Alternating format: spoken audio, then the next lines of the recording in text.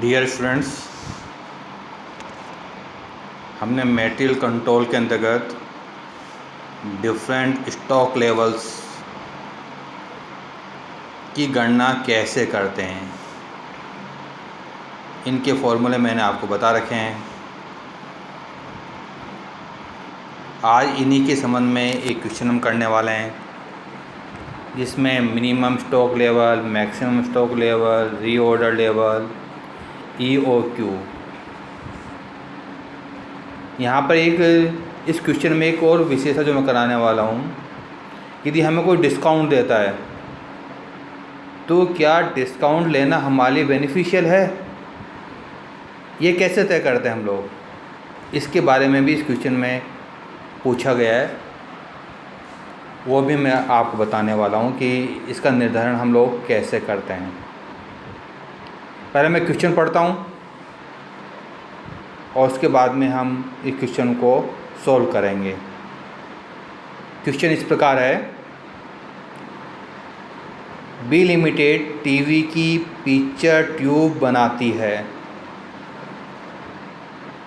वर्ष 2011-12 में उसने निम्न विवरण दिया है हमको। ऑर्डर कॉस्ट 100 रुपये पर order, inventory carrying cost 20% per annum, cost per tube 520 rupees, minimum usages 50 tubes per week, maximum usages 200 tubes per week, normal usages 100 tubes per week, lead time to supply 6 to 8 weeks,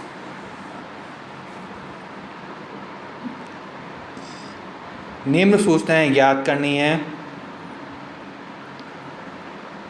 आर्थिक आदेश मात्रा economic order of quantity, यदि आपूर्तिकर्ता त्रैमासिक आपूर्ति पर 5 रुपये प्रति इकाई बट्टे देने को सहमत है तो क्या इसे स्वीकार करना चाहिए। If the supplier is ready to supply the required quarterly consumption of units at a discount of ₹5 per unit, it is worthwhile.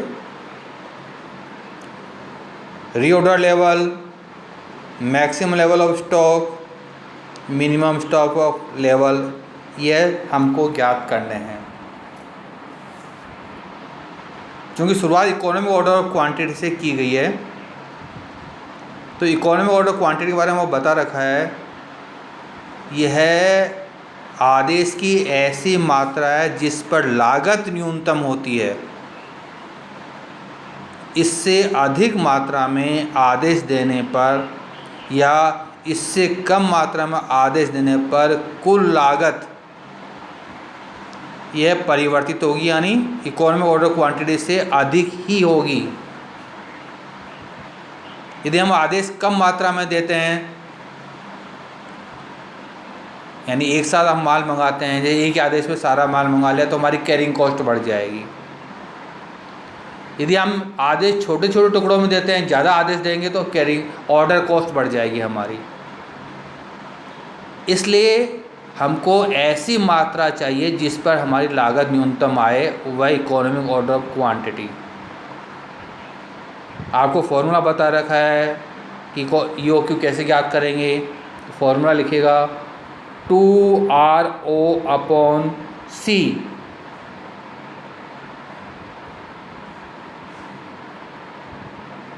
यहाँ R का मतलब रिक्वायरमेंट, एनुअल रिक्वायरमेंट्स है। O का मतलब ऑर्डर कॉस्ट है। C का मतलब कैरिंग कॉस्ट पर यूनिट से है। तो हमारे एनुअल रिक्वायरमेंट कितनी है यहाँ पर, ये हम कैलकुलेट करेंगे। क्वेश्चन में नहीं दी हुई है। ये मान लीजिए कि एक वर्ष में 52 सप्ताह होते हैं। नॉर्मल कंजम्पशन हमारा 100 रुपये प्रति सप्ताह है, तो पूरे साल भर में 52 को 100 से मल्टीप्लाई कर दीजिएगा, यानी 5200 ट्यूब्स। ये हमारी एनुअल रिक्वायरमेंट या एनुअल कंजम्पशन या एनुअल डिमांड होगी हमारी।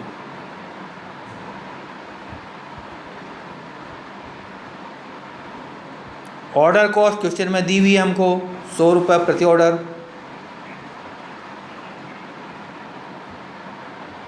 कैरिंग कॉस्ट हम याद करेंगे, तो कैरिंग कॉस्ट के बारे में क्वेश्चन में दिया हुआ है हमको, ये 20% है। किसका 20%? जो हमारी कॉस्ट पर यूनिट है, यानी 520 रुपये का।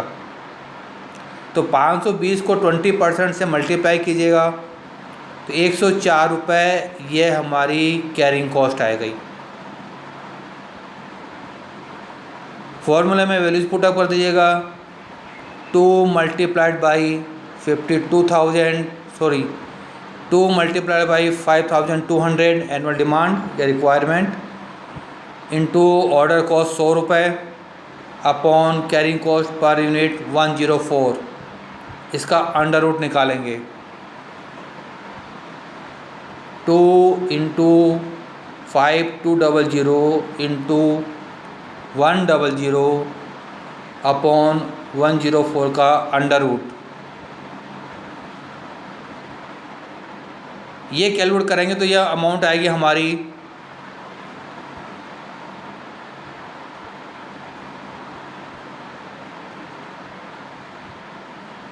100, यानी 100 यूनिट्स का ऑर्डर, एक ऑर्डर प्लेस करेंगे तो लागत न्यूनतम होगी। 100 से ज़्यादा करेंगे या कम करेंगे तो हमारी लागत अधिक आएगी।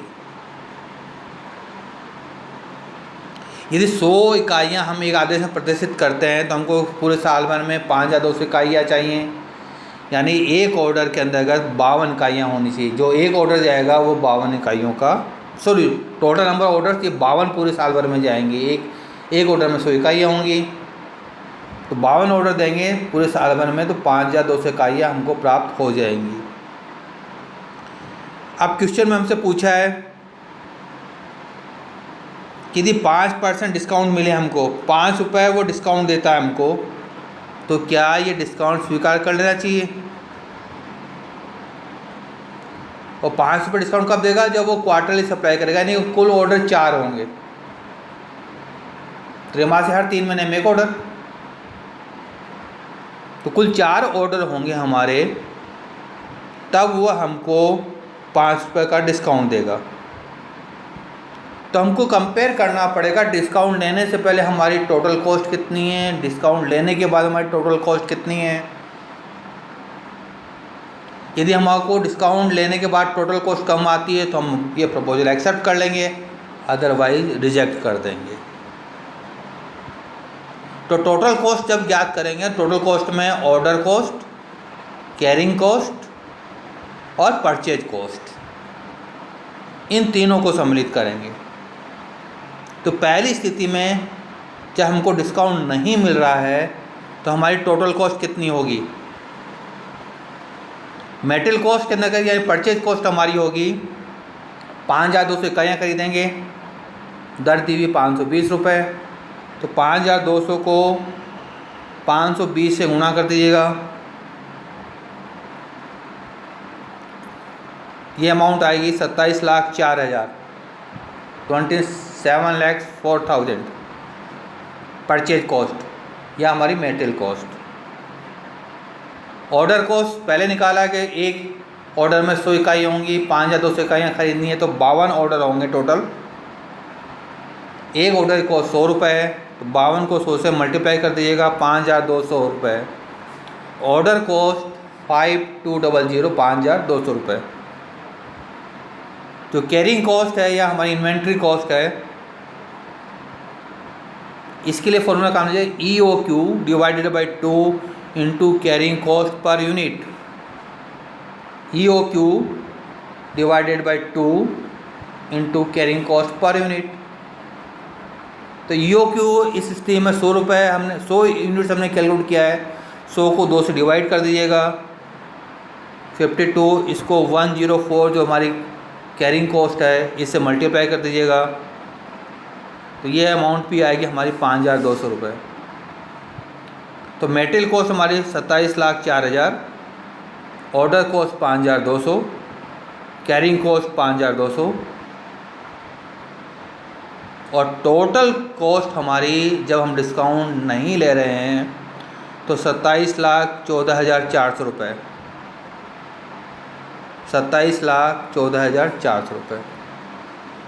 अब जो प्रपोजल मिला है इसमें क्वार्टरली सप्लाई होगी, यानी कुल मिलाकर 4 ऑर्डर होंगे। 5,200 को 4 से डिवाइड कर दीजिएगा, 1,300, यानी एक ऑर्डर के अंतर्गत 1,300 इकाइयाँ हम परचेज करनी होगी हमको, यानी हमारी ईओ की एक तरह से 1,300 रुपये होगी यहाँ पर।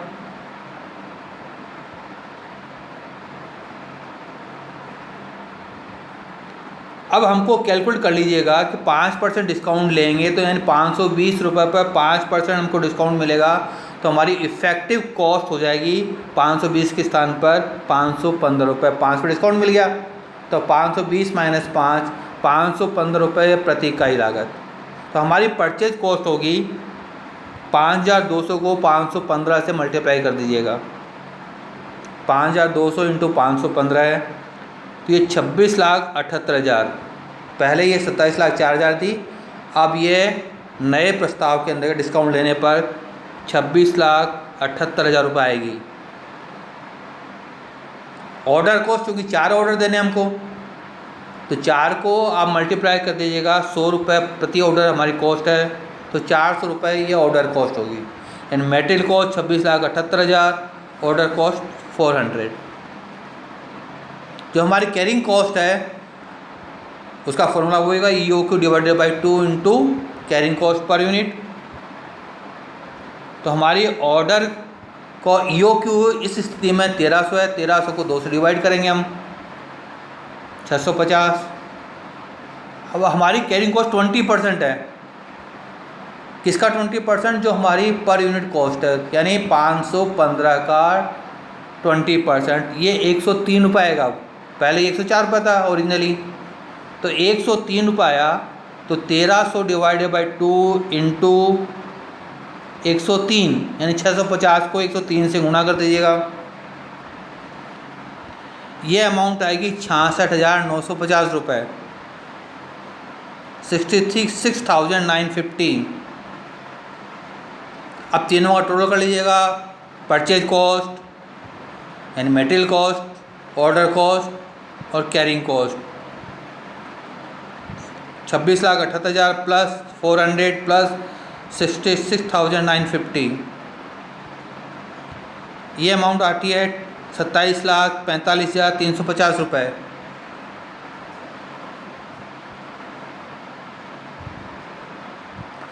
आप तुलना कीजिएगा, जब हम डिस्काउंट नहीं ले रहे हैं तो हमारी कॉस्ट आ रही है 27,14,400, डिस्काउंट अवेल करेंगे तो ये कॉस्ट बढ़कर 27,45,350, यानी 30,950 रुपये लागत ज़्यादा आ रही है।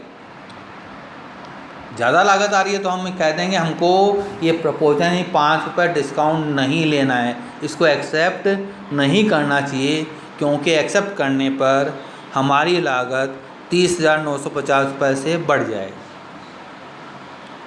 अब क्लियर है सब है कि जब हम कंपेयर करना हो तो डिस्काउंट से पहले टोटल कॉस्ट कितनी है, डिस्काउंट के बाद टोटल कॉस्ट कितनी है, दोनों को कंपेयर कीजिएगा। यदि हमारी लागत डिस्काउंट के बाद कम आती तो एक्सेप्ट करेंगे, और डिस्काउंट के बाद ज़्यादा आती तो कम करेंगे।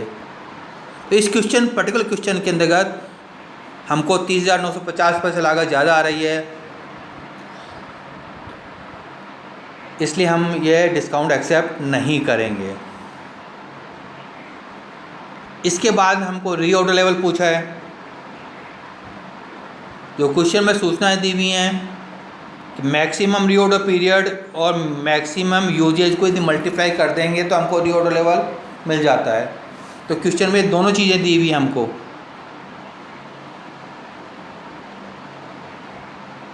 मैक्सिमम रीऑर्डर पीरियड जो हमको टाइम टू सप्लाई दिया हुआ है 6 से 8 वीक, इससे लेंगे।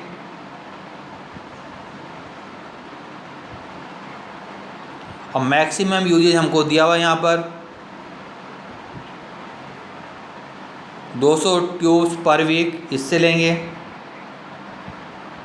तो मैक्सिमम पीरियड 6 से 8 वीक में 8 लेंगे, 200 से इसको मल्टीप्लाई करेंगे तो 8 इंटू 200 इक्वल टू 1600, 1600 इकाइयाँ, ये हमारा रीऑर्डर स्टॉक लेवल होगा। यानी स्टॉक 1200 इकाइयों पर आते ही नया आदेश हमको देना पड़ेगा, अदरवाइज़ प्रोडक्शन में बाधा आ सकती है। मैक्सिमम स्टॉक लेवल के लिए फॉर्मूला काम लेंगे यहाँ पर, reorder level plus reorder quantity, reorder level plus reorder quantity minus minimum time minimum period of supply into minimum rate of consumption, minimum rate of consumption. Question देखिएगा, minimum usage दिया हुआ 50 tube, minimum time दिया हुआ है 6 week, reorder level हम ऊपर calculate किया है 1600 इकाइयाँ, और मिनिमम कंजम्पशन रेट जो नॉर्मल कंजम्पशन रेट दी हुई है वो 100 tubes per week.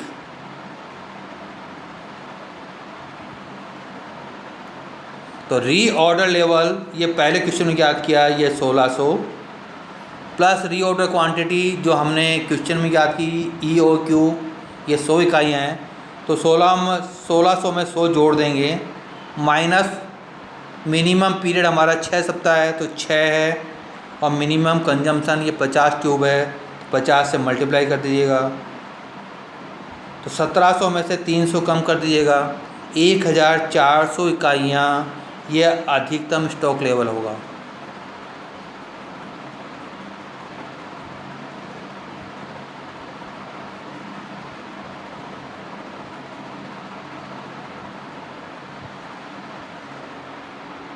Minimum stock level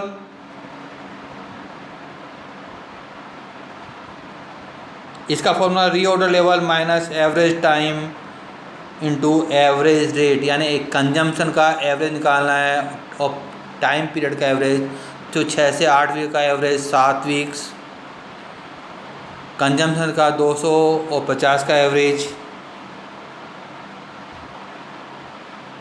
इसको रीऑर्डर लेवल में से समायोजित करना है हमको। तो रीऑर्डर लेवल 1600 हमने कैलकुलेट कर रखा है, टाइम पीरियड 7 हमारा, एवरेज रेट ऑफ कंजम्पशन ये 100 यूनिट्स है, तो 1600 में 700 कम कर दीजिएगा, 900 यूनिट्स ये हमारी मिनिमम स्टॉक लेवल होगा।